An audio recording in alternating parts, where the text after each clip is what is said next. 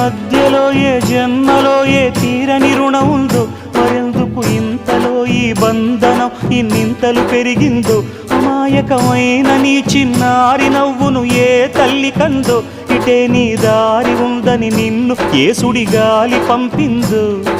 పాపం పుణ్యం దేవుడికెరుక, పేదకు దొరికిన బంగారు కణిక, పాలు వెన్నాలేవని అనక ప్రేమను తాగి పెరగవెసిలక. వలేసే పాడు లోకం కంటపడక ఉండు నాయనక, ఇలా నా గుండెలోనే గువ్వల కొలు ఉండిపోయింక. ఇటే పోస్తే ఎమున్నైనా నిలేస్తానే, మరింక ఏ కీడు నీ వంక రాలే.